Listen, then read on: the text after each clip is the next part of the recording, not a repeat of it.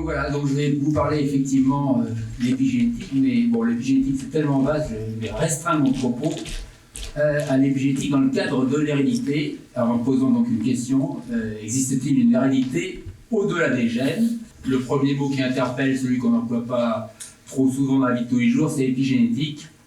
Et donc, inévitablement, je dois définir ce mot. Donc, comme souvent, on va regarder Wikipédia, et puis on lit les définitions, et en concernant l'épigénétique, je vous la relis. Donc l'épigénétique, du grec ancien épi, au-dessus d'eux, et de génétique, est la discipline de la biologie qui étudie la nature des mécanismes modifiant de manière réversible, transmissible lors des divisions cellulaires et adaptative l'expression des gènes sans en changer la séquence nucléotidique, entre parenthèses ADN. Donc voilà, j'ai retenu mon souffle parce que c'est une phrase assez longue, donc avec beaucoup de mots, et il va falloir maintenant un peu définir, on va décortiquer dans cette première partie cette définition. Alors, l'expression des gènes, eh bien, c'est le processus par lequel on passe de l'ADN, de l'information stockée dans un gène, et on lit cette information pour aboutir à la fabrication d'une protéine. Donc là, vous avez un ensemble de petits rouages, pour ne pas en décrire plus sur ce processus, mais on va quand même en donner quelques étapes. Donc d'abord, l'ADN des gènes, il ne se trouve pas n'importe où dans les cellules, il se trouve dans les noyaux, ce qu'on appelle le noyau de la cellule, cet organe central que vous voyez dans le schéma de la cellule qui est sur la droite. Et donc l'ADN est à l'intérieur. Voilà, donc dans le noyau, vous avez l'ADN des gènes, et puis donc vous avez des protéines qui, elles, sont produites à l'extérieur du noyau, c'est-à-dire dans ce qu'on appelle le cytoplasme des cellules. Et donc, si on tient compte de la première partie, c'est-à-dire comment est exploité le message génétique, donc vous avez donc le gène, et qui va être, grâce à un processus qu'on appelle la transcription, transformé, copié en une molécule qu'on appelle un ARN messager, dont vous avez entendu parler un peu ces derniers temps grâce à un certain vaccin. Donc voilà, donc cette étape de transcription est absolument essentielle pour activer ce qu'on dit activer le gène, et schématiquement l'activation du gène dépend d'une petite étoile que vous avez en haut qu'on appelle le facteur de transcription, qui, lorsqu'il est fixé en amont du gène proprement dit, va pouvoir activer la transcription du gène en question. À l'autre bout, donc, vous avez la production de la protéine qui s'appelle la traduction, donc processus assez compliqué, il y a juste le terme ici pour le mentionner, et donc vous voyez que d'emblée l'ARN messager est passé du noyau au cytoplasme, où donc il est traduit en protéine. Ce schéma est là pour vous dire quoi? Pour vous dire que si on coupe le robinet à la source, c'est-à-dire que si on bloque quelque part la transcription, c'est-à-dire qu'on empêche au facteur de transcription, qui est l'interrupteur, d'agir, eh bien, on n'a pas de transcription, pas d'ARN messager, et donc pas de protéines, donc pas d'expression du gène, globalement. Un petit focus sur nous-mêmes, notre organisme, 30 000 milliards de cellules environ. Donc, vous savez que les cellules de notre corps sont fort différentes, on dénombre à peu près 200 types de cellules différents. Donc, comme je l'ai mentionné ici, vous avez des cellules différentes qui produisent des protéines différentes, donc qui expriment des gènes différents. Donc, notamment, si on prend l'insuline, c'est certaines cellules dans le pancréas, et seulement celles-là, qui produisent l'insuline. Et donc, le constat est que dans toutes les cellules ont le même ADN, les mêmes gènes. D'accord? Donc, le gène de l'insuline, il est présent dans toutes ces cellules, et on constate donc que seules certaines cellules du pancréas utilisent ce gène et produisent de l'insuline. Donc, la question de savoir comment certains gènes s'expriment ou non dans certaines cellules, c'est tout à fait dans le domaine de l'épigénétique. On continue avec la définition. Il s'agit donc de la nature des mécanismes qui modifient donc l'expression des gènes sans en changer la séquence nucléotidique. Donc la séquence nucléotidique, qu'est-ce que c'est? C'est juste l'ordre des éléments constitutifs de l'ADN. Vous savez éventuellement que l'ADN est constitué d'éléments que l'on caractérise par leur initiale, AT, les fameuses ATGC, et que l'information est stockée dans la succession de ce qu'on appelle les nucléotides, d'où la séquence nucléotidique. La séquence, c'est juste l'ordre des nucléotides le long de la molécule ADN, et cette séquence est absolument essentielle pour produire, dans un ordre colinéaire, les protéines qui sont constituées, elles, d'acides aminés. Et donc, pour passer du langage de l'ADN au langage des protéines, eh bien, il y a un code qu'on appelle le code génétique, qui permet d'associer en fait à chaque triplet de lettres un acide aminé particulier dans un ordre déterminé. Ceci, ça un peu pour faire un petit distinguo. Donc, d'un côté, vous avez ce gène avec sa séquence, et puis on parle de mutation quand il y a modification de la séquence. Donc ici, vous avez 2 lettres en rouge, CG, qui ont été modifiées par rapport au GA de départ, et donc la petite boule qui correspond à l'acide aminé a changé de couleur.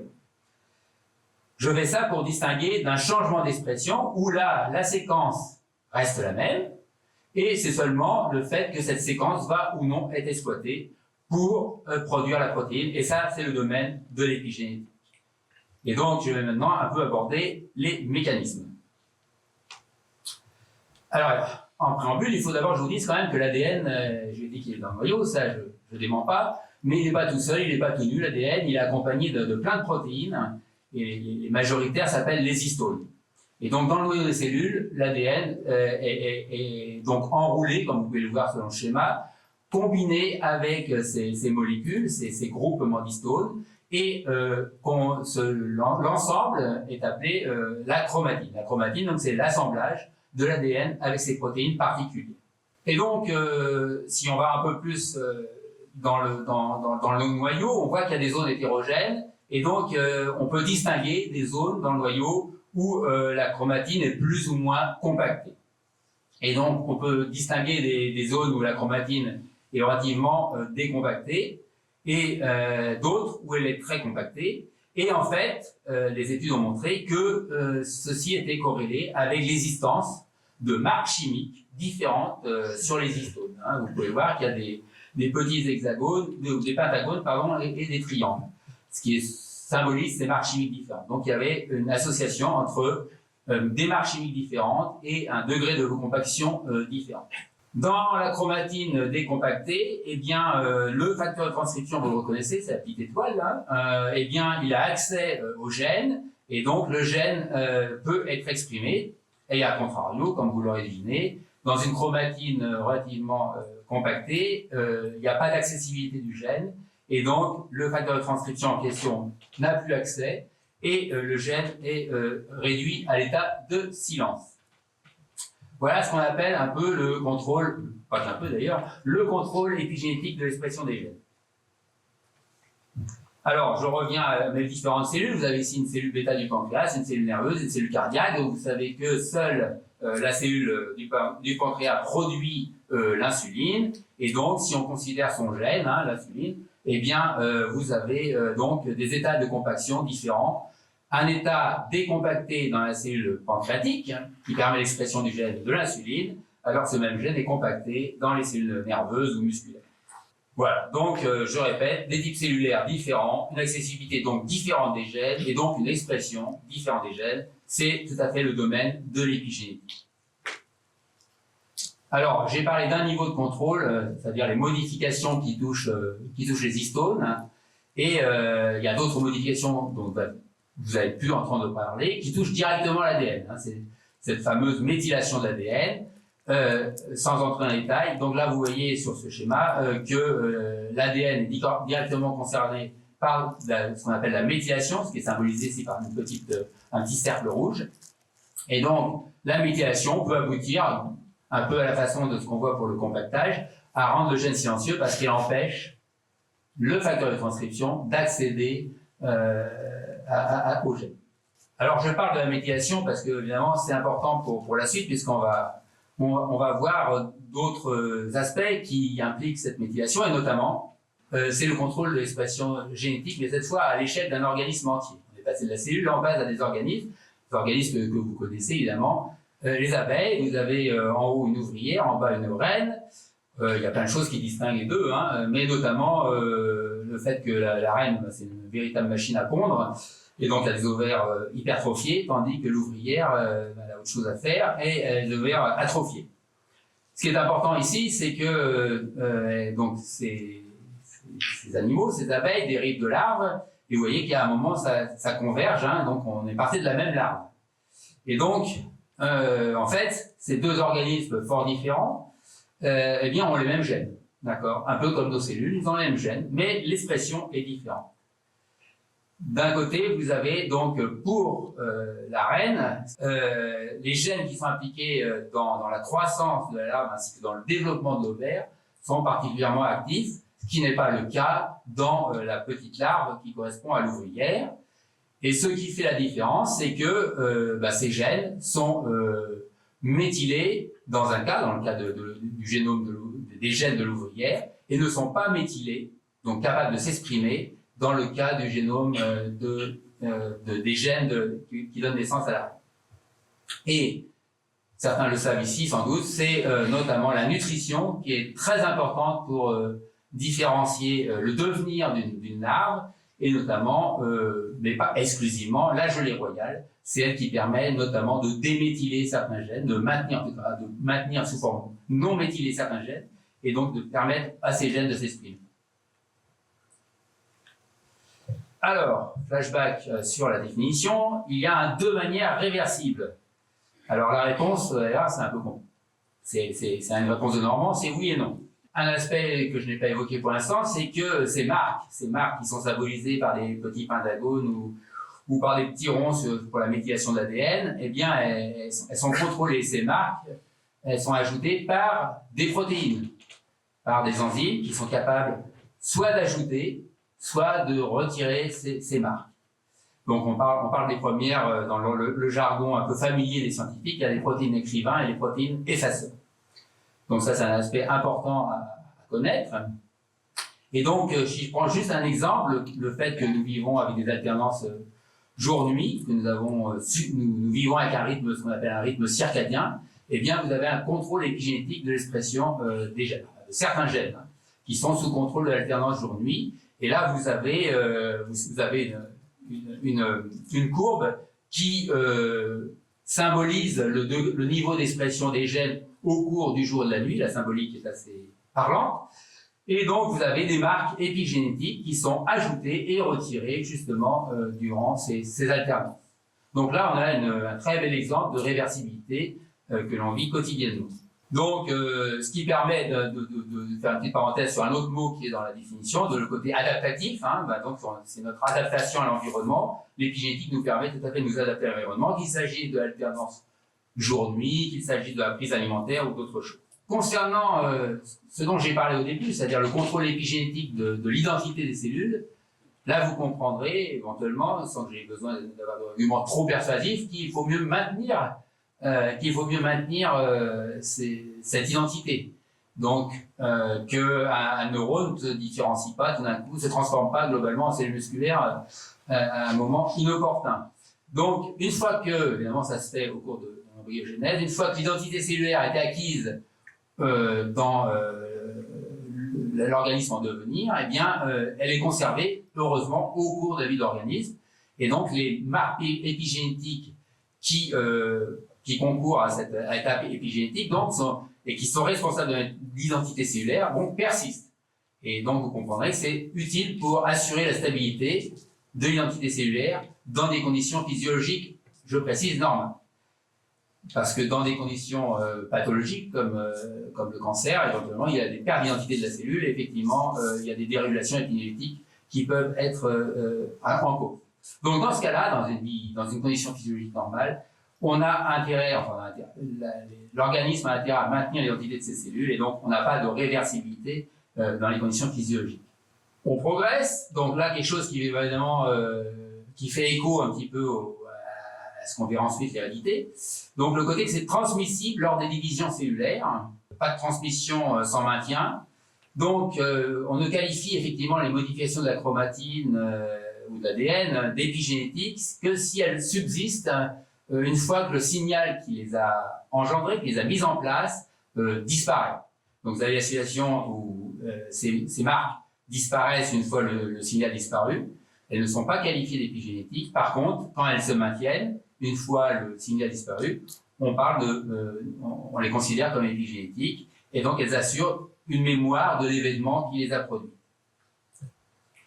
Et effectivement, une fois qu'elles se maintiennent, un challenge supplémentaire, c'est qu'elles se maintiennent à travers la division cellulaire. Là, on parle de transmission de ces marques aux deux cellules qui dérivent de la cellule initiale. Et donc, les véritables marques épigénétiques sont, à minima, ces marques qui se maintiennent après la disparition du stimulus et qui se transmettent lors des divisions cellulaires. Pour le répéter une dernière fois, ces marques épigénétiques qui sont transmises au cours des divisions cellulaires sont essentielles pour le maintien de l'identité des cellules. Eh bien, on revient au début de la définition avec le au-dessus de, donc j'ai rajouté traduire, c'est trahir un peu. Effectivement, le au-dessus de, on va voir qu'on peut le questionner. Là, je vous rappelle juste que les fameuses protéines écrivains, effaceurs, tout ça, qui mettent en place les marques épigénétiques ou les retirent, eh ben, ces protéines sont codées elles-mêmes par des gènes, d'accord? Donc, vous avez un jeu de relations réciproques entre l'épigénétique et la génétique, puisque l'expression des gènes est sous le contrôle d'autres gènes. Donc, vous voyez qu'il est difficile, finalement, de placer quelqu'un au-dessus de l'autre, au sens littéral du terme. Et à chaque fois qu'on a des gènes qui codent des protéines qui contrôlent l'expression des gènes, vous voyez que la boucle est bouclée. Savoir qui est au-dessus au sens strict est assez délicat. Là, je crois qu'on a fini avec la définition, oui. Et donc, du coup, je peux la relire. Donc, l'épigénétique est la discipline de la biologie qui étudie la nature des mécanismes modifiant de manière réversible, transmissible lors des divisions cellulaires et adaptatives, l'expression des gènes, sans en changer la séquence nucléotidique. Bon, j'espère que certains dans le public, après mes explications, relisent cette phrase de façon plus éclairée. Alors maintenant, la grande question, après ce préambule un peu long, je l'avoue, mais bon, nécessaire néanmoins, pour du grand public en tout cas. Donc, est-ce que c'est transmissible, la question de la transmissibilité au travers des générations?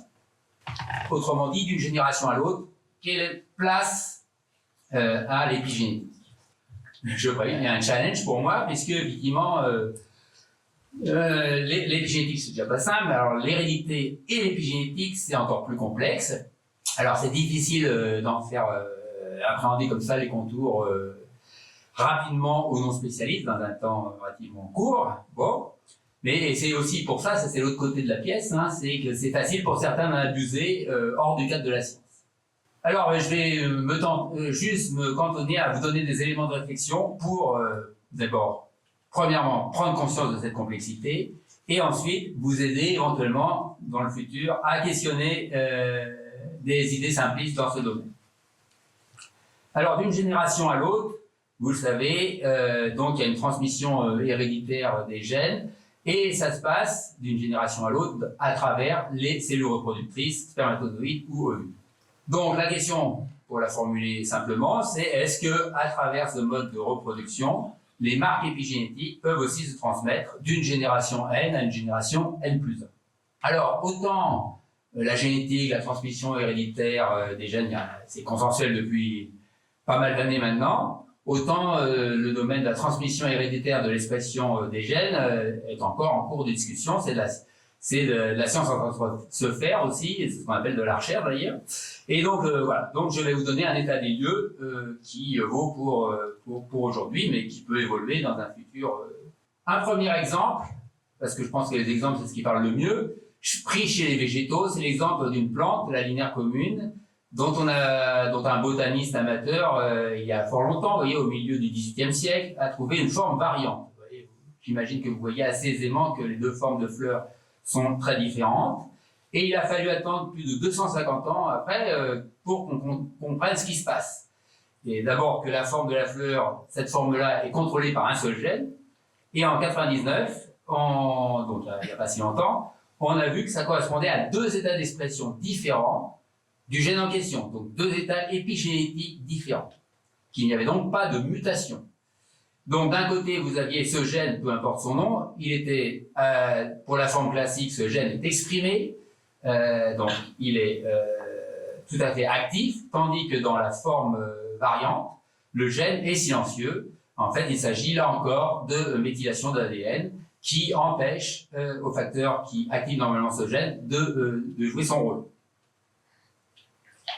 Et donc, ce variant a été entretenu, hein, donc a été croisé, multiplié, a subi des générations, et on a bien vu que la plante transmet la plante variante transmet son aspect au cours des générations, et donc la plante transmet les marques épigénétiques qui sont responsables, portées donc par son ADN, et les transmet de génération en génération. Et donc ça fait que l'état d'expression du gène en question est maintenu à travers les générations. J'ai mis un petit point d'interrogation parce qu'on ne sait pas ce qui dans la nature a provoqué ce changement. Donc on peut vraiment parler ici d'hérédité épigénétique. Tout est conclusif à ce niveau. Et puis aussi, on ne sait toujours pas non plus pour quelle raison, enfin peut-être maintenant je sais, mais c'est réversible en fait, on peut retrouver à la faveur de certains croisements, de certaines générations, on peut retrouver le stade antérieur finalement, historiquement, la forme normale de la fleur. Et le gène est déméthylé. Deuxième exemple, pris dans le monde animal cette fois, avec un petit ver au nom pas simple qui s'appelle Cenorhabditis elegans. Et donc ça c'est l'effet, alors il y a eu plein de choses avec ce petit ver, j'en cite juste une expérience, avec des effets de changement nutritionnel sur donc une génération, ce qu'on appelle la F0. On compare ici des vers dont la première génération a été soumise soit à de la nourriture abondante, à libitum, soit à un jeune sévère. Et puis les chercheurs ont regardé ce qui se passait au bout de la troisième génération et ont constaté que la descendance des animaux qui avaient subi le jeûne sévère vivait plus longtemps, et était plus résistant au stress thermique. Donc voilà, et derrière, on sait qu'il y a derrière un mode de régulation épigénétique.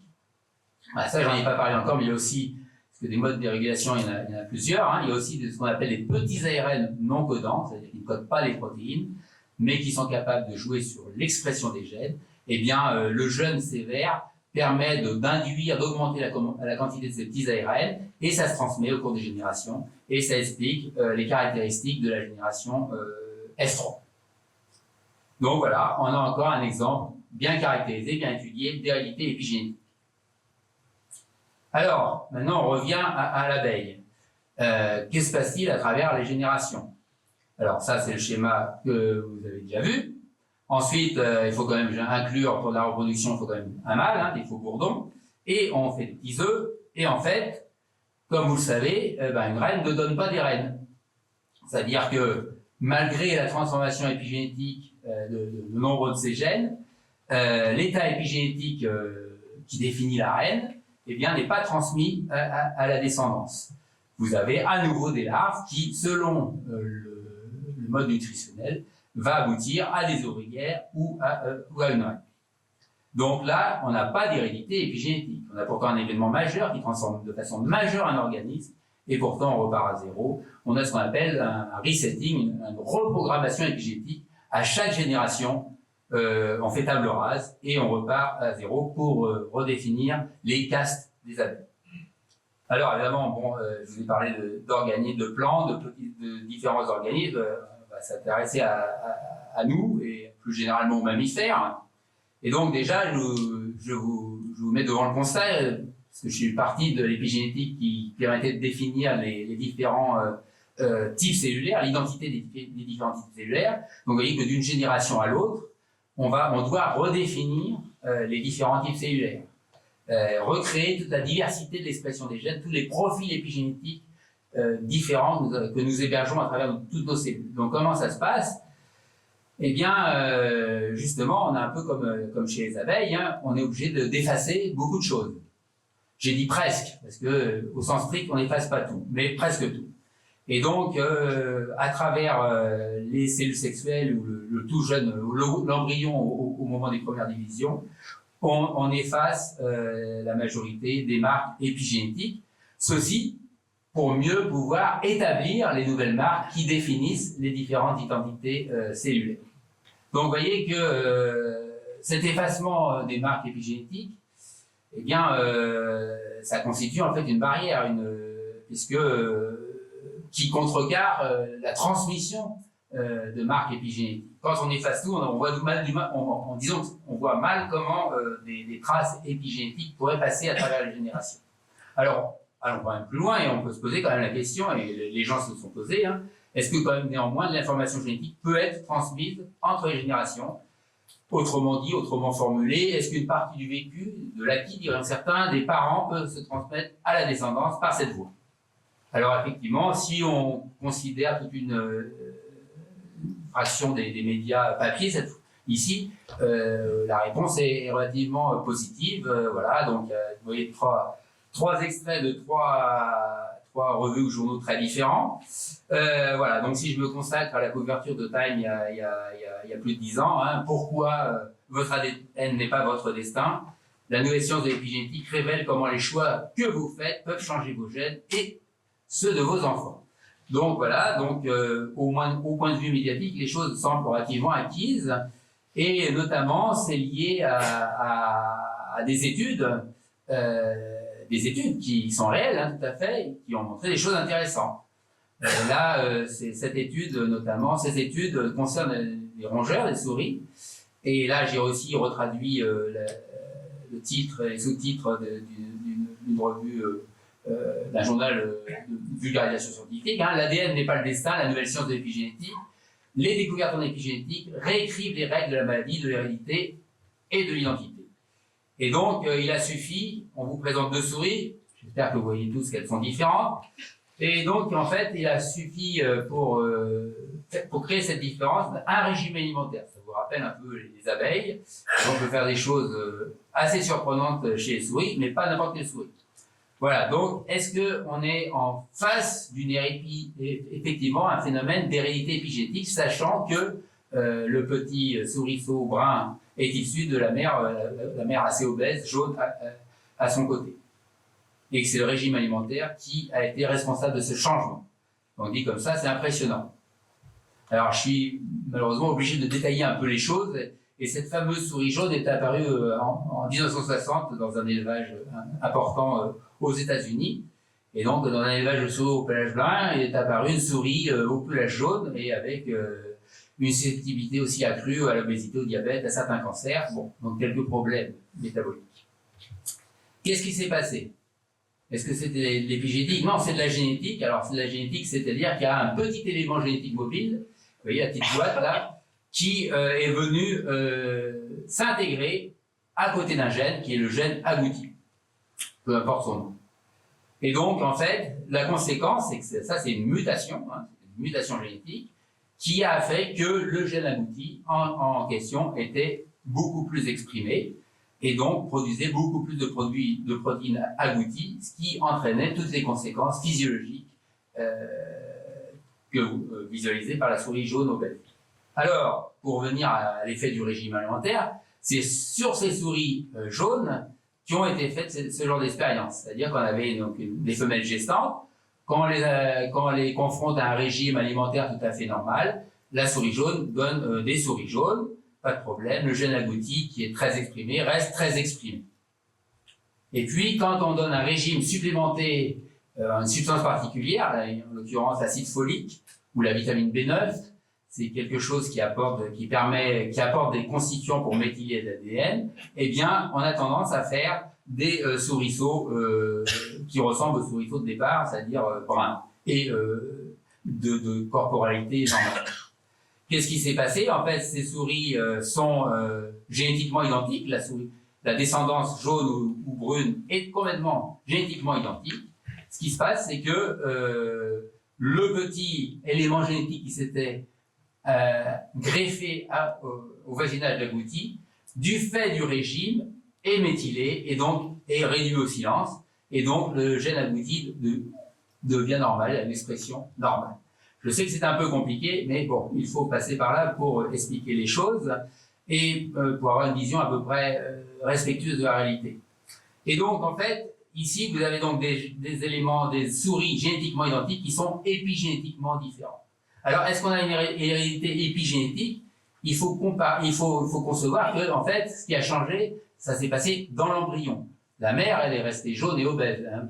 C'est pas l'origine, parce qu'il ne faudrait pas croire que si vous mangez un régime supplémentaire en acide folique, ça va vous faire maigrir. Non, non, attention. C'est bien la descendance qui a été impactée. Attention au message sanitaire. Donc, en fait, la situation est tout à fait parallèle à ce qui se passe pour les abeilles. Donc, les abeilles, vous l'avez encore en tête. Selon qu'on donne à l'arbre du pain d'abeille ou de la gelée royale, on a une ouvrière ou une reine. Selon qu'on donne à ces embryons qui sont cachés dans la femelle gestante un régime normal ou un régime enrichi en acide folique, on aura donc une souris normale ou une souris jaune et obèse. Donc voilà, donc en fait on a affaire, je rentre dans cette subtilité parce que je suis un peu obligé, on a une persistance ici des marques épigénétiques et non une transmission. La mère au sens strict, elle est restée la même. On a donc juste des effets sur l'embryon qui ont persisté jusqu'à l'âge adulte. Et il faut d'ailleurs jouer sur le régime des souris pour maintenir la couleur jaune ou la couleur brune. Hein. Voilà. Donc on est obligé de faire du resetting comme pour de la reprogrammation à chaque génération. Donc il n'y a pas d'hérédité épigénétique dans ce cas-là. Même si la littérature médiatique a voulu le faire. Donc ça aussi, juste ça c'est une parenthèse, parce qu'en fait ces histoires d'effets à long terme de ce qui se passe au niveau de l'embryon puis du fœtus, qui a des conséquences à long terme, hein, ça c'est tout à fait vrai, c'est même un concept, le concept des origines développementales de la santé, c'est un sujet d'étude à part entière, il y a des colloques à ce sujet, et donc les premiers mois de notre vie façonnent éventuellement à un certain degré notre devenir ultérieur. Et donc, les questions, c'est de savoir s'il y a un rôle des modifications épigénétiques dans cet aspect-là. Voilà. Alors, est-ce qu'il y a finalement des effets, parce que là, je vous dis tout ce qui ne marche pas, est-ce qu'il y a effectivement des effets héréditaires chez l'homme? Et donc, un exemple classique, c'est la fameuse, malheureusement, famine néerlandaise de la fin du deuxième conflit mondial, liée à un blocus allemand. Et donc, cette population a été exposée à une famine stringente. Vous voyez les photos qui correspondent, vous pouvez me croire. Hein. Donc, il y a eu des effets sur la population impactée, évidemment, mais on a été regarder les effets dans les générations ultérieures. Donc, on a comparé la descendance de femmes enceintes pendant la famine à celles qui ont conçu après la famine ou qui ont accouché avant la famine. Et on a vu, effectivement, il y a plusieurs études ont montré que dans les petits-enfants, il y avait, en termes d'indice de masse corporelle ou de certains types de maladies, il y avait des différences significatives. Donc, est-ce qu'on peut parler de transmission épigénétique enfin? Alors, je vais vous décevoir, la science est très très exigeante. Et donc, pour parler d'hérédité épigénétique, on va faire rajouter une contrainte. C'est qu'effectivement, là, vous avez une coupe de la femme et de son bébé. Vous avez en fait 3 générations. Vous avez la mère, vous avez le fœtus, vous avez les cellules reproductrices. Donc en fait, de façon différente, évidemment, les 3 générations ont été exposées à la famine. Et donc, il faudrait attendre pour parler d'hérédité épigénétique, la 4e génération qui n'a pas été exposée de près ou de loin à la famine. Donc, tant qu'on n'a pas ces données-là, on ne peut pas parler au sens strict. Quand on est très très rigoureux, ce qui vaut mieux, dans certains cas, on ne peut pas parler de transmission épigénétique tant qu'on n'a pas ces données. Et donc, voilà, c'est une autre façon de réexprimer les choses. Hérédité épigénétique, donc, tant que... Alors, évidemment, la situation est différente quand on s'adresse à une femme qui n'est pas enceinte ou à un homme. Là, seulement les cellules sexuelles ont été exposées. Donc, si vous avez, dans ce cas, on peut attendre 2 générations pour parler d'effets épigénétiques. Et vous voyez qu'il y a un petit vocabulaire qui est employé. On parle, dans le premier cas, tant pour les générations exposées, on parle d'effets intergénérationnels, tandis qu'on parle d'effets transgénérationnels dans le second cas. Vous voyez que ce vocabulaire est utilisé aussi un peu à tort et à travers ensuite. C'est pour ça que j'en parle. Donc voilà, l'hérédité épigénétique sensu stricto, ça demande de regarder les choses à un certain niveau, en attendant un nombre suffisant de générations. Il y a effectivement des publications qui parlent d'effets transgénérationnels chez l'homme. Donc là, il s'agit dans le petit schéma d'hommes, donc on peut attendre 2 générations. Donc c'est l'exemple aussi que vous pouvez trouver assez facilement. qui est l'exemple d'une population qui vivait dans un petit village, dans une commune suédoise, Överkalix, et donc il y avait des registres qui étaient particulièrement bien tenus, et on a pu mesurer notamment l'abondance des récoltes et le niveau de nutrition auquel étaient exposés les habitants, et voir ce qui se passait au niveau des petits-enfants. Et donc ce qui est ressorti, c'est qu'il y avait une corrélation entre l'alimentation des grands-pères, avant l'adolescence spécialement, et bien notamment, comme c'est indiqué ici, la mortalité des petits-fils. Et donc vous voyez que quand le grand-père s'est un peu serré la ceinture, et ben, ça a bénéficié aux petits-fils qui avaient, dont la longévité est un peu allongée. Voilà, c'est un message. Bon, alors, hérédité épigénétique, donc là, vous allez me dire, ah oui, quand même, là, oui. Alors, effectivement, il y a eu plusieurs études, mais bon, on va aussi parler dans la dernière partie un peu de certains effets, ce qu'on appelle les facteurs de confusion. La dernière étude qui est sortie il y a quelques années, qui a analysé une beaucoup plus grosse cohorte de cette même population, j'ai traduit un peu leur conclusion, une des phrases de conclusion, et ils disent, j'ai mis en gras, hein, nous aimerions être prudents quant aux mécanismes spécifiques.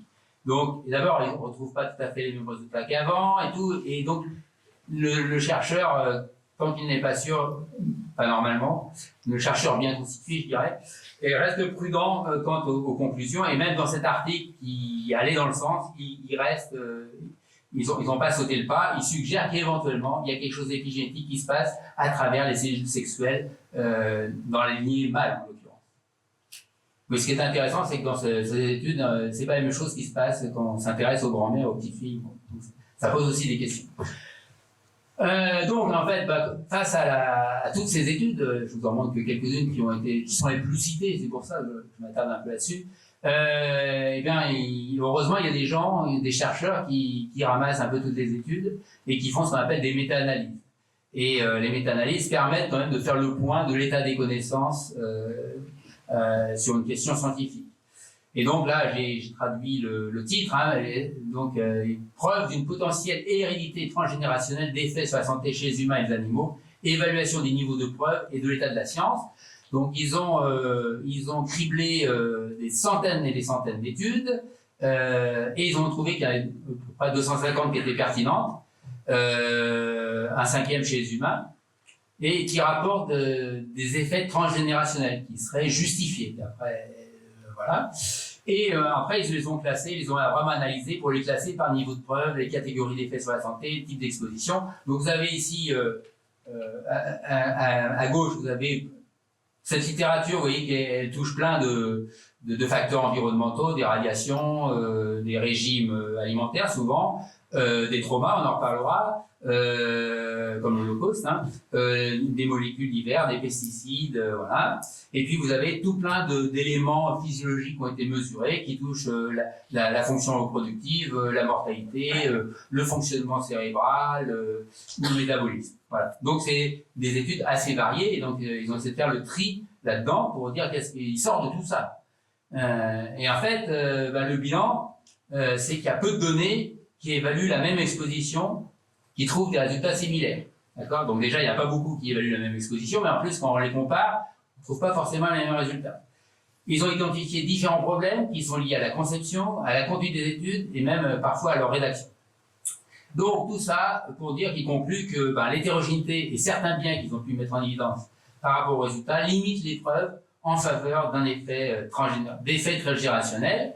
Donc ça c'est le côté négatif, mais le côté positif c'est que cette étude permet d'éclairer, de mettre le doigt sur des choses qui posent problème et qu'il faudra prendre en considération pour les données futures. Bon, cet article ça a été décrit en 2018, afin de résoudre justement, afin de tenir compte et de résoudre les problèmes et d'avancer par rapport à ces problèmes d'incohérence et de biais.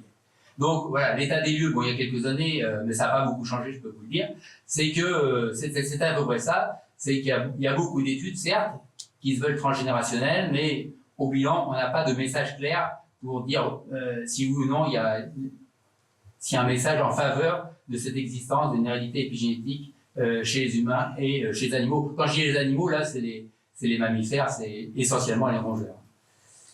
Voilà, donc, hérédité épigénétique, donc je conclus, des situations variées dans le monde vivant, les mécanismes à l'œuvre qui permettent une hérédité épigénétique qui marche très bien chez certains organismes, hein, comme les plantes ou le petit ver Caenorhabditis elegans, ne sont pas universels. Donc, tous les résultats qui sont solides, qui sont mis en évidence dans un modèle expérimental ou un modèle animal ou végétal, ne sont pas transposables directement au monde vivant. Donc il faut faire attention aussi parce que généralement, dès qu'il y a une étude sur un organisme qui est particulièrement séducteur, on a tendance à vouloir le transposer, c'est bien naturel, à notre propre espèce. Alors, donc, j'insiste aussi que c'est maintenant et que dans 10 ans, il faudra voir le discours qu'on pourra tenir. Donc, il y a peu de données scientifiques en faveur d'une hérédité épigénétique, j'entends, chez l'humain, hein, mais cette idée est devenue entre-temps assez populaire. Hein, voilà. Et évidemment, c'est un peu séduisant, c'est l'attrait de la nouveauté, toujours en science, enfin, pour les scientifiques et pour les non-scientifiques. Hein. Et donc, c'est pour ça que la tentation est relativement importante pour certains qu'ils soient vulgarisateurs, journalistes ou autres, de prendre quelques libertés avec les faits. Surtout quand on ne comprend pas bien qu'on ne saisit pas tous les tenants et les aboutissants de la chose. Et donc, on a parfois des gens qui sont aptes à tirer des conclusions très simples, généralement fausses, d'une réalité qui est assez complexe. Bon, là, je crois que vous êtes convaincu pour la complexité. Je crois qu'il y en a qui ont du mal, qui ont somnolé un peu, mais c'est normal. Alors, je vais vous réveiller avec la dernière partie. Donc, l'épigénétique et l'hérédité chez l'homme, au-delà de la science, ça vous donne la connotation. Et donc, je vais prendre l'exemple, parce qu'on ne peut pas tout aborder, la psychogénéalogie. Alors, d'abord, un petit survol de quelques livres qui ont eu pas mal de succès ces dernières années, traitant d'épigénétique. Vous voyez, vous avez « Peut-on se libérer de ces gènes ?» Votre mode de vie compte plus que votre hérédité. Reprenez le contrôle de vos gènes. Avec des auteurs parfois relativement respectables. Hein. Donc voilà, donc, vous voyez que l'épigénétique est définie très positivement par rapport à la génétique, hein, en creux. Hein. Et donc celle-ci, on a l'impression qu'elle est reléguée à un rôle un peu subalterne. Donc l'épigénétique serait là pour nous libérer de notre hérédité et que notre mode de vie donc permettrait de prendre le pas sur notre héritage génétique. Alors ça, effectivement, ça vient après beaucoup d'années où on a été dans le tout génétique aussi. Il faut se souvenir un petit peu du contexte, hein, avant ça. Donc peut-être une réaction un peu normale. Et puis d'un autre côté, bon là je ne prends pas des livres, mais des extraits, des titres et des sous-titres d'articles dans différentes revues. Hein, voilà, il n'y a pas une revue spécialement.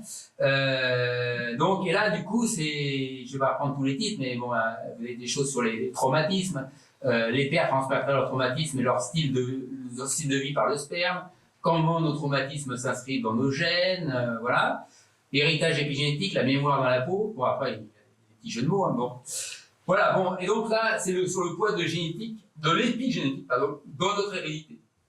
Dans ce cas-là, le message est tout autre. Hein. C'est notre qualité de vie qui serait influencée par le vécu de nos ascendants. Et vous voyez, dans le mauvais sens, parce que en général, c'est des choses pas terribles. D'accord ? On transmet pas de la joie, on transmet plutôt des traumas. Bon. Donc voilà, donc je souligne juste un peu cette contradiction, parce que d'un côté, donc, du fait de l'épigénétique, d'un côté, nous serions capables de nous libérer d'un certain fardeau génétique, tandis que d'autres, l'épigénétique imposerait à nous le fruit des expériences passées que nous ne maîtrisons pas, évidemment. Donc il y a une certaine contradiction, est-ce que c'est bon, c'est pas bon, finalement, à vous de juger. Une fois que j'ai fait ça, rentrons dans le vif du sujet et prenons la question qui a été posée sur France Culture, en 2017. Peut-on souffrir des tragédies vécues par nos ancêtres? Belle question. Alors oui, il y en a qui ont la réponse et qui ont même la solution. Hein. Donc voilà, un certain Thierry Gaillard, par exemple, qui a écrit un ouvrage sur intégrer ses héritages transgénérationnels, vous voyez qu'il y a des échos, et avec ce que j'ai dit auparavant. Donc voilà, quand un trauma n'est pas digéré, il peut ressortir des générations après. C'est ce qu'on appelle la psychologie transgénérationnelle. Vous voyez que les scientifiques n'ont rien inventé. Et donc, c'est aussi ce qu'on appelle la psychogénéalogie. Et donc, c'est une pratique qui se veut, en tout cas thérapeutique, hein, d'inspiration psychanalytique, et donc qui consiste à rechercher, dans les événements vécus par nos ascendants, la source de nos propres troubles psychologiques, voire de nos maladies. Voilà, l'ouvrage phare, si vous voulez en savoir plus, c'est un ouvrage de Hans Schutzenberger. Voilà, plus de 400 000 exemplaires vendus, donc un certain impact, effectivement. Ah, mes aïeux, voilà, un titre choc. Donc, c'est une pratique qui, j'ose le dire ici, n'est pas validée scientifiquement. Et donc, je vous renvoie à la lecture d'un article dans Sciences et Pseudosciences de 2008, mais toujours intéressant, de Nicolas Gauvry. Et par contre, ce qui m'intéresse, c'est qu'il est, comme souvent, est en quête de légitimation scientifique. Évidemment, vous imaginez que l'épigénétique n'a pas laissé les tenants de la psychogénéalogie les a interpellés. Donc là, j'ai pris des trucs très récents. Il y a quelques mois, il y a un nouvel ouvrage, La vérité de l'histoire familiale. Et là, j'ai mis en gras, on parle de transmission épigénétique. Vous avez dans la vie, psychogénéalogie et dans l'histoire familiale, éclair et traumatisme, on parle aussi d'épigénétique. Et puis il y a un blog aussi, voilà, la psychogénéalogie vient-elle de gagner ses lettres de noblesse? Il répond positivement grâce à l'épigénétique. Enfin, on a les preuves. Voilà. Bon. Et puis, alors là, c'est tout à fait récent parce que enfin, là, ça date de la même période. Je ne sais pas si vous connaissez cette personne, Natacha Caestrémé, qui est à la fois journaliste, réalisatrice, et donc qui a réalisé des ouvrages à succès sur le développement personnel.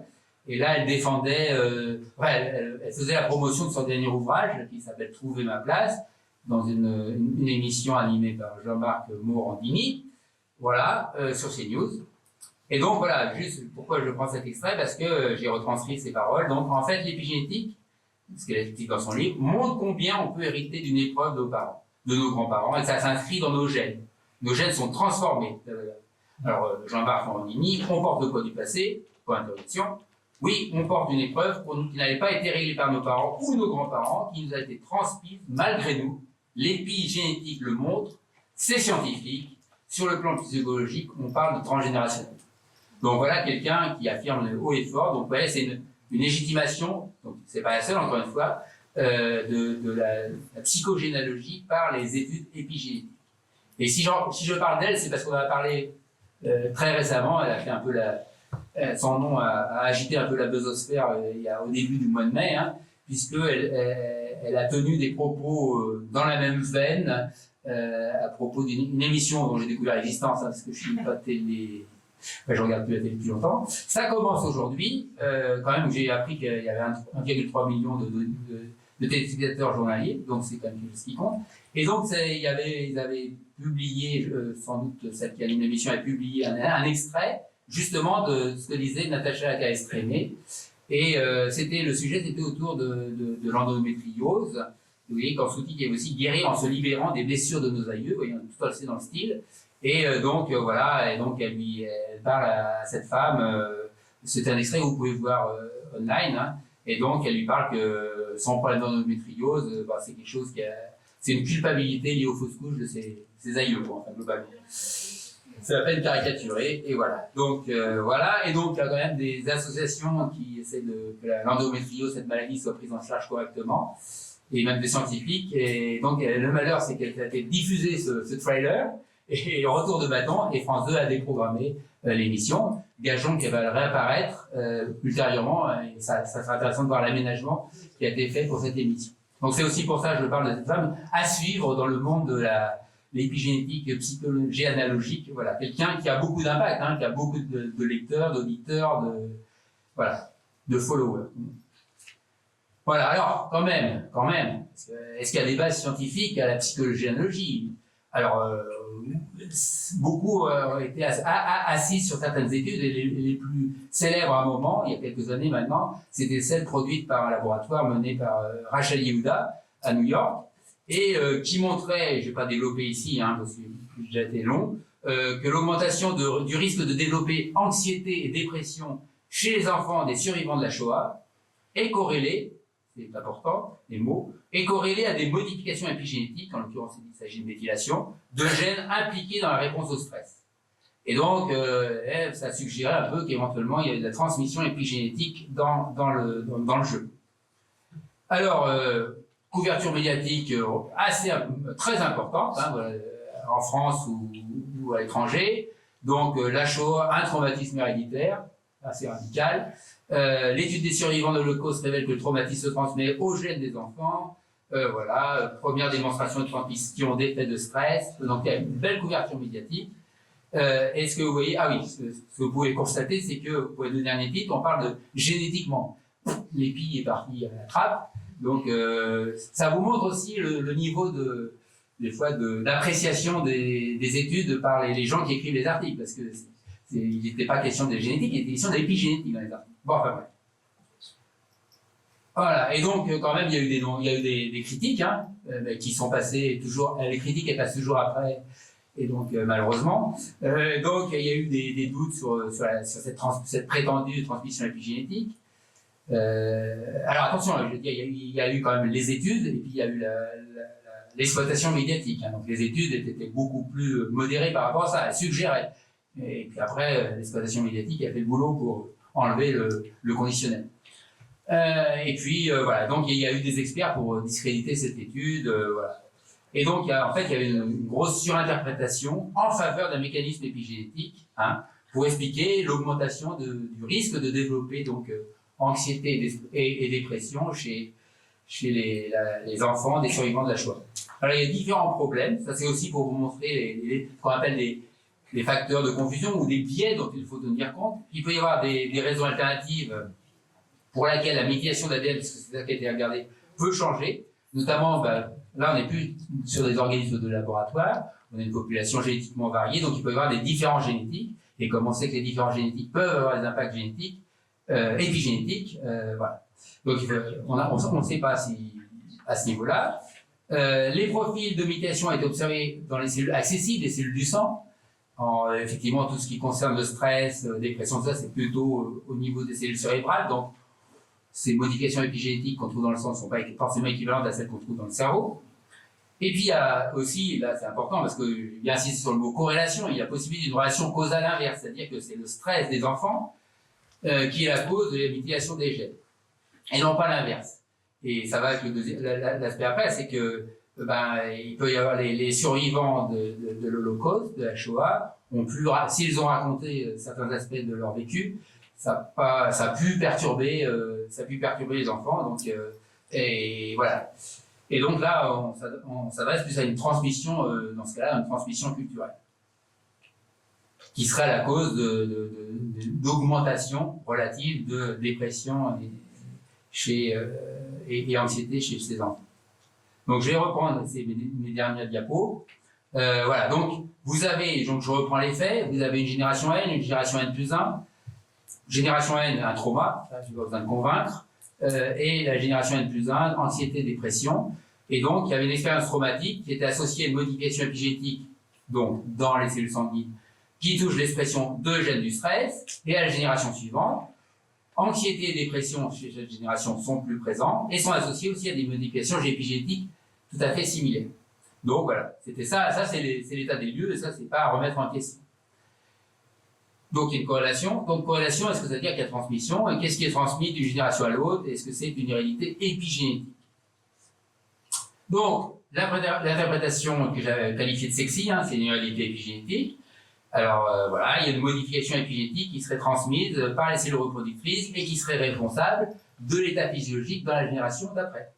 Alors, en tant que scientifique, après on se dit, allons jusqu'au bout et on voit tout ce que ça nécessite d'étapes et de mécanismes.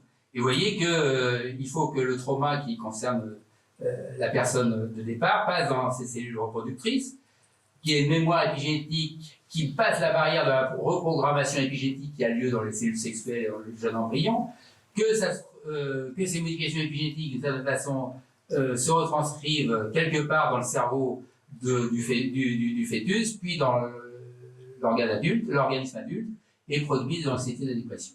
oui, il y a plein de questions parce que c'est un parcours un peu du combattant pour ces marques épigénétiques dont on voit mal comment elles vont. Je dis pas que c'est impossible, mais c'est pas l'hypothèse la plus simple. Et donc en fait, il y a beaucoup de questions par rapport à ça. Pour aller d'un cerveau finalement à un autre cerveau via les cellules sexuelles. Et donc l'alternative nettement plus simple, c'est juste que il y a des interactions sociales entre les deux individus, entre la génération N et la génération N+1, et c'est elles qui ont conduit à une certaine anxiété, dépression dans la descendance, et que c'est cet état qui est responsable de la modification épigénétique chez la descendance. C'est parce qu'ils sont un peu anxieux et dépressifs qu'on retrouve ces marques épigénétiques. C'est ça qui produit ces changements des marques épigénétiques. Donc on a une alternative beaucoup plus simple. Donc il faudrait déjà l'exclure. Et donc on a vraiment une transmission culturelle et non une hérédité épigénétique, puisqu'on a une relation causale inverse, c'est que c'est l'anxiété et la dépression du fait de la transmission culturelle qui est responsable des modifications épigénétiques et non pas l'inverse. Voilà, si on admet que la transmission épigénétique d'expériences traumatisantes est validée, est-ce que ça validerait, existe, est-ce que ça validerait pour autant la psychogénéalogie? Alors, voilà, j'ai repris une phrase d'un des membres fondateurs, parce qu'ils ont leur vocabulaire aussi, à l'époque. À la 3e génération, quand on est psychogénéalogiste, on parle comme ça, le fantôme sort de la crypte et s'exprime par des maladies. Alors, on va aller plus loin, donc vous avez la symbolique est assez simple, un trauma à l'arrière-grand-père, et paf, ça va pas bien. Et voilà, donc, si on considère, si on considère ça, il faut qu'on considère aussi, parce qu'on n'est pas dans des conditions artificielles de laboratoire où on maîtrise la génétique, l'environnement, là, tout est open bar, et donc il faut considérer le vécu de chaque génération. Et alors, quid des générations intermédiaires qui ont un vécu différent, aussi sont capables de générer des marques épigénétiques, pourquoi? Et comment expliquer que les marques épigénétiques produites par l'événement initial l'emporteraient sur celles correspondantes aux autres? Donc il n'y a pas scientifiquement de raison de l'autre. Et si l'on considère l'ensemble de l'arbre généalogique ascendant, alors là, oui, les choses se compliquent singulièrement. Donc là, j'ai même pas mis de pastille sur le visage, c'est à vous de choisir, je vous laisse 10 secondes. Vous voyez que c'est bien très compliqué si on tenait compte de toutes les expériences et de toutes les marques épigénétiques. Là, on remonte qu'à 3 générations. Voilà, donc vous voyez, la psychogénéalogie depuis ces dernières années cherche des justifications scientifiques et finalement qui sont assez peu compatibles avec ces présupposés. Voilà. Donc, pour conclure, comme beaucoup de sujets en sciences un peu complexes, l'hérédité et ses rapports avec l'épigénétique, voilà, c'est des relations qui sont pas faciles à appréhender, qui demandent certaines compétences, qui sont du côté plutôt de la science, et qui a le mérite de donner un cadre à ces recherches, avec des imperfections, j'en ai signalé quelques-unes, et que dès qu'on sort de ce cadre, bien évidemment, on rentre dans le domaine des interprétations simplistes, et donc dans ce que j'appelle la jungle des pseudosciences. C'est vraiment une jungle parce que pour s'y retrouver, c'est pas évident pour les esprits rationnels de se retrouver dans toutes les pseudosciences. Et je finis normalement juste par une petite publicité pour vous dire que les pouvoirs supposés de l'épigénétique ont encore de beaux jours devant elles. C'est un produit nouveau. Donc si vous voulez une cure épigénétique, c'est officiel. Voilà, donc si vous voulez exprimer au mieux votre héritage génétique, comme c'est souligné, voilà, avec, il suffit de débourser quand même un peu d'argent, mais bon, une cure épigénétique, ça ne se refuse pas. Allez, j'ai compris.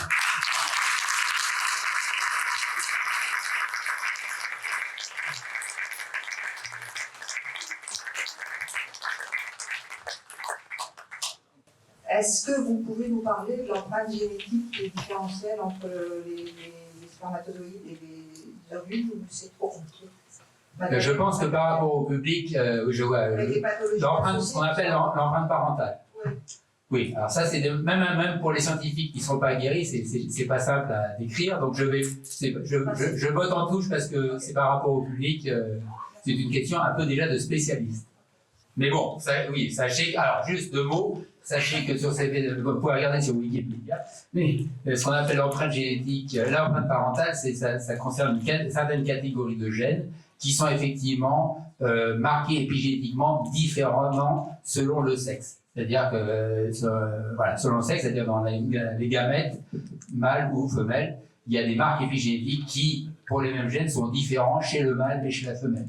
Et qui passent, ça fait partie de ces gènes, qui passent à travers la lignée germinale. Quand j'ai dit presque, ça fait partie des presque. Mais bon. Et c'est important en pathologie humaine parce que quand ça vous acquiescez, parce que quand ça se passe pas bien au niveau de la régulation épigénétique, ça induit des syndromes voilà, handicapants. Moi, je voulais faire remarquer que dans les exposés de défense de la psychogénéalogie, on parle beaucoup de corrélation, mais qu'on fait souvent la confusion avec la causalité. Oui. C'est-à-dire qu'on n'ajoute pas systématiquement la corrélation comme une causalité. Oui, bah c'est un défaut assez courant. C'est A se produit en même temps que B, donc A induit B ou réciproquement. Mais voilà, donc dans beaucoup de choses, on peut effectivement dire qu'on a affaire à de simples corrélations. Et pour faire, alors, juste une petite parenthèse, pour faire vraiment des relations de causalité, c'est-à-dire que vous avez un événement A et vous avez un changement épigénétique B, bon, ils sont corrélés, d'accord? Maintenant, comment faire pour dire si A est vraiment responsable d'eux? Déjà, on sait maintenant, évidemment, on sait quand même, je vais parler des fameuses molécules qui ajoutent ou qui retirent ces marques. Donc, si vous avez une marque particulière, eh bien, il suffit. Vous inactivez, vous enlevez la protéine écrivain responsable, d'accord? Donc, vous avez une marque épigénétique suite à un événement. Vous savez quelle protéine est responsable de l'ajout de cette marque épigénétique. Donc, vous allez générer un organisme qui n'a plus la protéine responsable, et vous voyez si, en faisant le même événement, vous avez à nouveau la marque épigénétique ou pas. Si vous ne l'avez pas, c'est un bon signe que, effectivement, A est bien la cause de la marque épigénétique, via cette protéine, via cette enzyme. Oui, en ce qui concerne tous les événements qui se passent avant la naissance, oui. On parlait de la génétique, il y a l'épigénétique éventuellement, mais bon, je pense que la femme qui joue quand même un rôle un peu plus important que l'homme dans la grossesse, oui. Que ce soit ici, elle transmet quand même une empreinte hormonale, une empreinte de nourriture, une empreinte de produits chimiques, une empreinte de drogue, enfin, etc., etc., etc. Et donc, avant de se poser des questions sur l'épigénétique, qui est très pertinente, il y a peut-être des questions à se poser sur l'influence subtile et complexe qui se passe à ce niveau-là. Oui, mais de toute façon, le domaine de la santé dont j'ai parlé, qui est l'impact effectivement des conditions de la grossesse sur le vécu ultérieur de l'organisme, c'est tout un sujet d'étude qui intègre plein de tout ce que vous avez dit, hein, et voilà, le statut hormonal et tout plein de choses. Hein. Mais derrière le statut hormonal, il y a aussi de l'épigénétique. Donc je veux dire, voilà, non, mais les hormones peuvent jouer un rôle sur les marques épigénétiques. Donc voilà, in fine, je ne sais pas l'état d'avancement, parce que oui, c'est un domaine assez vaste, on ne peut pas être au courant de l'actualité pour tous ces sujets, mais pour avoir lu quelques petites choses là-dessus, c'est sûr qu'il y a des éléments pour dire qu'il y a des facteurs épigénétiques. C'est-à-dire, dès qu'on a un mécanisme qui perdure comme ça dans le temps, on pense tout de suite à des phénomènes, à des mécanismes épigénétiques qui permettent, mais il n'y a pas que des mécanismes épigénétiques qui ont cette propriété. Ou alors, on est là, enfin, il n'y a pas que les mécanismes épigénétiques comme on les conçoit généralement, mais il y a d'autres mécanismes pour effectivement garder la mémoire de ce qui se passe pour le fœtus dans le ventre de sa mère. Donc effectivement, toute cette expérience peut garder des traces, et notamment via des mécanismes épigénétiques. Il y a une étude que j'avais lue il y a 3 ans où ils ont mis des odeurs de chéri sur les souris, et chaque fois que l'odeur était présente, il a donné des petits chocs électriques à les souris. Et après chaque fois que l'odeur revenait, les souris ont commencé à se faire plus petites parce qu'il faut une relation entre l'odeur et les chocs électriques. Et après, ils ont eu des petits enfants, des petites souris qui ont été séparés des parents de naissance. Et ces petits, chaque fois qu'ils sentaient les odeurs de la chérie, merci, ils faisaient la même chose, même qu'ils n'avaient pas de contact avec les parents. Et ils ont fait des études sur les manipulations et tout ça, des gènes. Et apparemment, il a hérité hérédité épigénétique, tout ça. Et ma question, c'est si c'est possible de faire une étude similaire avec des êtres humains. Alors, pour le choc électrique, vous voyez que le comité d'éthique, pas le comité électrique. Non, alors, par contre, l'étude, je vais la reformuler parce que je ne sais pas si tout le monde avait compris. Il y a l'étude de Diaz et Ressler en 2014, Nature Neuroscience. Parce que c'est une étude qui a marqué effectivement le goût. Effectivement, on conditionnait une première génération, donc effectivement une odeur et un choc électrique, une sorte de Pavlov. Voilà. Et puis, par contre, ça se transmettait au cours des générations, c'est-à-dire que les petits qui connaissaient pas l'odeur, hein, et ben, ils avaient peur, ils avaient un réflexe de peur une fois qu'ils sentaient l'odeur, alors qu'ils n'avaient pas été conditionnés, d'accord. Et donc cette étude a été publiée d'abord dans une très bonne revue, Nature Neuroscience, mais elle a été un peu critiquée. Donc elle a été critiquée et surtout je et d'autres attendent qu'elle soit reproduite parce elle fait partie des résultats très surprenants. Effectivement, formellement, elle est bien faite. C'est quand même pour ça qu'elle est passée dans Nature Neuroscience. Et effectivement, ils ont des arguments pour dire que ça passe par la lignée germinale, que le conditionnement finalement passe à travers les générations via la lignée germinale. Mais alors le mécanisme, ils donnent une hypothèse assez séduisante. Elle a été critiquée à différents, notamment au niveau statistique, et parce que les résultats étaient pour certains trop beaux. Je ne suis pas à même de donner mon point de vue là-dessus. Et surtout, moi, par contre, j'attends que cette expérience soit reproduite. Et pour l'instant, à ma connaissance, elle n'a pas été reproduite, elle date déjà de 8 ans. Donc, c'est une étude qui est souvent référencée, qui a fait aussi, qui a eu un impact médiatique, et pour cause, c'est normal, hein. Mais voilà, c'est une étude. Et tant qu'elle n'aura pas été, parce que si c'est vrai, c'est-à-dire qu'effectivement, on est capable d'associer donc une odeur particulière à un comportement dans la descendance par des voies épigénétiques.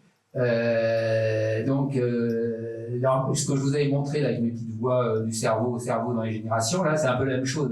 Il y a plein de points d'interrogation. On ne sait pas comment une odeur particulière, on peut imprimer épigénétiquement le gène qui code le récepteur de l'odeur et à travers les générations. Enfin, voilà, ça devient très compliqué. Donc, factuellement, elle a été reçue, elle est recevable, mais il y a eu des critiques à l'échelle, au niveau statistique, et surtout, elle n'a pas été reproduite. Donc, tant qu'elle ne sera pas reproduite, j'en parle pas, moi, parce que je la considère comme quelque chose qui n'est pas validé par d'autres études. Et surtout parce qu'elle interpelle beaucoup. Les résultats ont interpellé beaucoup. Mais des fois, on a affaire en science à des résultats qui interpellent beaucoup, mais qui sont effectivement solides. Hein, mais je dis pas que. Mais là, pour l'instant, il n'y a pas de validation ultérieure. Donc, ça reste en suspens. Mais du coup, Christophe, comment tu expliques qu'il n'y a pas 10 labos qui se sont jetés sur le truc pour reproduire, si c'est si révolutionnaire, normalement, c'est comme ça que marche la science aussi, quoi. Oui, alors après, moi je travaille sur la levure. Donc là, c'est... ça fait rire, hein. Non, mais non, tout ça pour dire, quand vous faites des études sur les souris, ça coûte de l'argent. Ça coûte beaucoup d'argent. Et donc, si c'est pas votre sujet d'étude, vous n'allez pas forcément reproduire. D'ailleurs, je fais juste une parenthèse parce que ça concerne toute la science en biologie notamment, mais le problème de la reproductibilité est quand même. Je sais que dans le domaine du cancer notamment, que je fréquente un peu, eh bien justement il y a tout un programme depuis quelques années pour reproduire les expériences, mais qui sont financés et les labos sont d'accord pour essayer de reproduire. Donc il faut ça implique une demande en temps et en argent que spontanément tu vas pas si la question t'intéresse pas plus que ça, tu vas pas faire.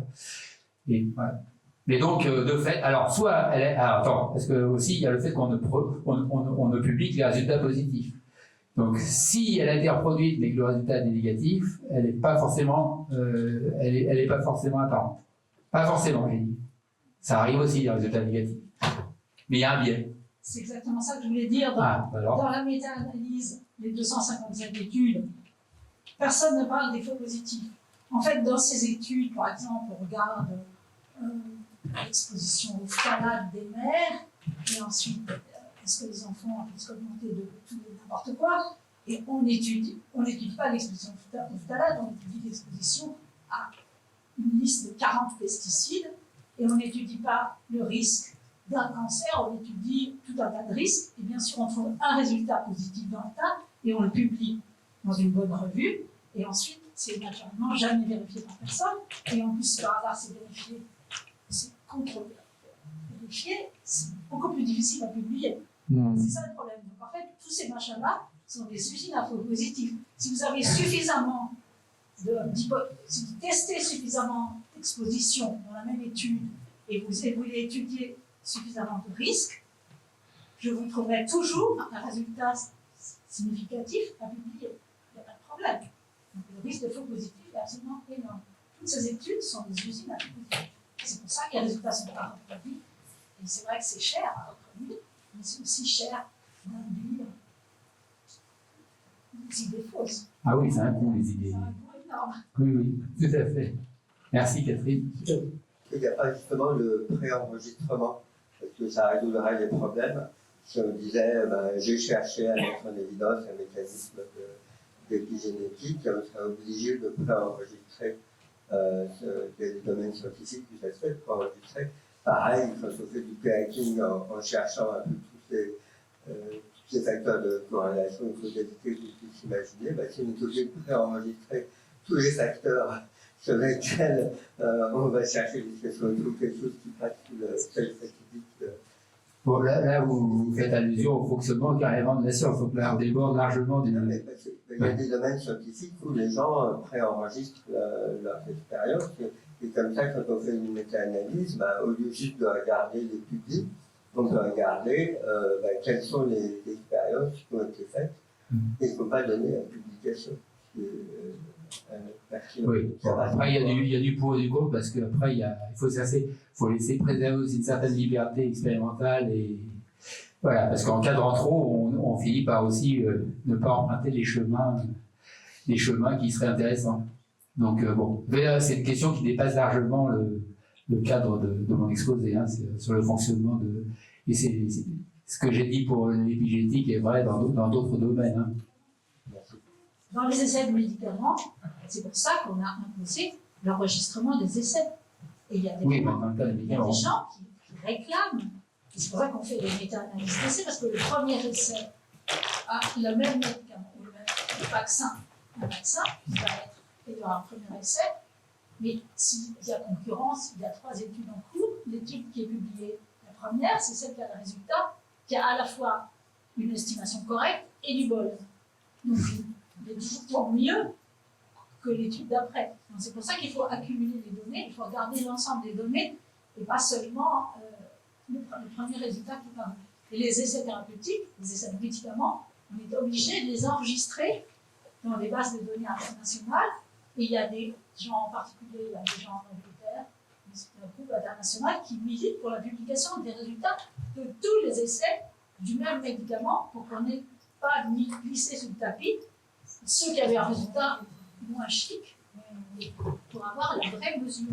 Sachant que dans les essais, on a toujours une vision meilleure de la réalité, parce que si les patients sont bien sélectionnés, on ne fera pas des gens trop vieux et trop malades. C'est une autre question. Alors là, ça dépend encore tout à fait aussi le cas de l'épigénétique, hein, c'est des considérations. Mais bon, après, effectivement, dans le fonctionnement de ce que j'ai pu voir dans l'hérédité épigénétique, c'est vrai qu'il y a des choses qui sont un peu survendues parce qu'il est question d'avoir des financements et tout, donc c'est bien fait de faire passer pour des effets transgénérationnels, ce qui n'est qu'un effet intergénérationnel qui est beaucoup moins vendeur, entre guillemets. Ouais. J'avais une toute petite question, mais je présume que ça a été contrôlé, mais je me demandais les souris mamans qui portaient ces bébés, évidemment on savait qu'elles n'étaient pas porteuses de bébés au moment où on a arrêté de les stresser un moment, le temps qu'elles aient leur génération. La souris qui a été électrocutée avec cette petite odeur, oui. On a arrêté d'électrocuter quand elle... ça a été fait dans les conditions éthiques relatives à l'expérimentation animale dans le cas des rongeurs. Hein. Non, c'était par rapport à la transmission de la réaction à l'odeur. L'enfant, le bébé, il a aussi les molécules qui arrivent, et il peut très bien réagir. pour recevoir cette information. Oui, mais c'est une molécule qui a un effet comportemental anodin et qui, dans ce cas-là, n'était plus parce que la mère avait été conditionnée. Même le père, hein, d'ailleurs, d'ailleurs, ça passait par la lignée. Le conditionnement, c'est ce que je me demandais. Est-ce que le conditionnement. Conditionnement génération N, et après on regardait génération N+2, ce qui se passait, qui n'était pas du tout conditionné. Est-ce que les partisans de la psychogénéalogie expliquent, ou plutôt tentent d'expliquer, pourquoi ce serait uniquement des événements traumatiques, des événements négatifs, douloureux, qui seraient transmis? Ah ben voilà, c'est une bonne question. Et c'est vrai que même de façon générale, la littérature scientifique, elle décrit l'extrême majorité des cas de la transmission d'effets négatifs. En fait, des histoires un peu pathologiques, quand vous mettez un régime riche en graisse pendant toute la vie, c'est pas terrible. Côté nutritionnel, c'est toujours des trucs, c'est pas la bonne nutrition rêvée. Donc c'est vrai que c'est toujours des effets négatifs, donc des effets qui vont perturber quelque part l'organisme. Et puis les psychogénéalogiciens, ils sont pas là pour régler tout quand tout va bien. Ils ont des gens qui ont des problèmes. Donc comme les problèmes, comme les problèmes ont leur origine, ils sont associés à d'autres problèmes. Des problèmes génèrent des problèmes à travers les générations. Donc voilà, c'est orienté à la psychogénéalogie. Moi, je pense que le terme de révolution épigénétique est amplement justifié, car ça nous donne l'explication effectivement des processus qui interviennent dans les diffraction cellulaire de l'embryogenèse. Ça permet de dédifférencier aujourd'hui les cellules et de faire des cellules souches. Il y a énormément d'applications. Je crois que le mot de révolution est justifié. Et quand il y a une révolution, ça se fait souvent avec quelques petits frottements, voire parfois de grandes souffrances. Et je crois que les débuts de l'épigénétique, les gens se sont heurtés quand même à une forte opposition de la part de certains généticiens classiques. Je prends comme référence, par exemple, les bouquins de vulgarisation quand même très forts de Madame Carré sur le sujet. Ça n'a rien à voir avec la transmission et la littérature. Autre petite question, je suis surpris de voir apparaître Pierre-Henri Bouillon comme co-auteur d'un des livres, oui, alors que je l'ai connu comme étant un dur généticien tout à fait opposé à l'épigénétique. Opposé, je ne sais pas. Non, je m'inscris un peu en faux par rapport à. D'abord, je pense pas que c'est une révolution, parce que dans le mot révolution, il y a aussi cette histoire de on change le paradigme. Et donc, alors c'est ce que voudrait faire croire effectivement les ouvrages grand public, c'est-à-dire on balaye un peu la génétique et place à l'épigénétique. Non, il y a cet aspect-là quand même dans la révolution, d'accord ? En général, c'est brutal et ça remet en cause. Donc, non, la génétique a toujours cohabité amplement avec l'épigénétique. D'ailleurs, l'épigénétique remonte au début des années 40, Monsieur Conrad Waddington. Et lui, il a une problématique d'embryogénèse et tout ça, et ça s'est fait tout naturellement. Il n'a pas eu de problème, ce monsieur. Et par contre, le domaine a vraiment explosé au début des années 2000. C'est ce moment d'explosion de la littérature. Et puis, on peut le voir si on fait sur les moteurs de recherche, on voit l'inflexion des publications. Donc moi, je ne pense pas que c'est une révolution, et parce que c'est juste une accumulation de connaissances qui s'est faite petit à petit, où l'épigénétique est devenue associée à l'égénétique pour expliquer, puisque la génétique explique certaines choses, l'épigénétique en explique d'autres, mais elles sont tout à fait complémentaires. Il n'y a pas du tout de l'une qui chasse l'autre, comme voudraient le faire croire certains ouvrages, qui, je l'ai déjà dit, sont aussi en réaction aux excès de la génétique, où on avait, souvenez-vous de la période où on traquait le gène de l'homosexualité, le gène de la violence, le gène de ceci. Donc évidemment, il y a eu des excès, aussi de la part des scientifiques. Et donc il y a un petit peu un retour de bâton, mais ça ne justifie pas, de balayer la génétique d'un revers de manche pour dire que l'épigénétique surpasse, elle est vraiment au-dessus de la génétique. Non. Et sur la fin de la question de monsieur, que vient faire Bouillon et Junien dans cette guerre? Claudine Junien, elle avait une certaine légitimité, et Pierre-Henri Bouillon, justement, il n'y a pas d'opposition. bon, tout le monde ne connaît pas Pierre-Henri Bouillon, peu importe, mais ça fait partie des gens qui ont une certaine légitimité et qui ensuite qu'on retrouve dans des ouvrages grand public, et le grand public il voit que un tel titre, et effectivement, ça porte du crédit à l'ouvrage, mais je suis d'accord que il y a aussi dans les vedettes, dans l'épigénétique, il y a un certain Joël de René, et voilà, qui n'est pas plus épigénéticien que beaucoup d'entre vous ici, et voilà, mais c'est des gens qui sont bankable, et donc ils sont effectivement utiles pour faire passer des ouvrages grand public. Il y a effectivement il y a une communauté de gens intéressants en épigénétique en France, plutôt des femmes d'ailleurs.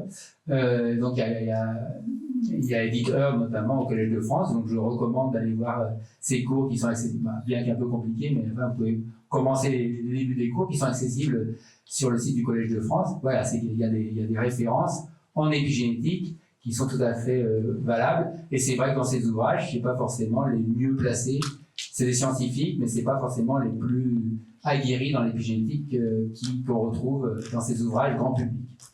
S'il n'y a pas plus de questions, on va s'arrêter là. Christophe, un très très grand merci pour cette conférence. Je crois que ça a intéressé quand même pas mal de gens. Voilà, bonne fin de journée et bonne journée. Merci d'avoir regardé cette vidéo. N'hésitez pas à la partager autour de vous et à vous abonner sur notre chaîne YouTube pour recevoir les prochaines. Nous vous rappelons également que vous pouvez retrouver le dernier numéro de la revue de l'AFIS Sciences et Pseudosciences en kiosque et sur notre boutique en ligne, ainsi qu'accéder gratuitement à tous les anciens numéros sur notre site internet afis.org et sur notre application smartphone Afis Sciences. De plus, si vous souhaitez soutenir notre association, vous pouvez également adhérer via notamment notre site internet. Encore merci, à bientôt.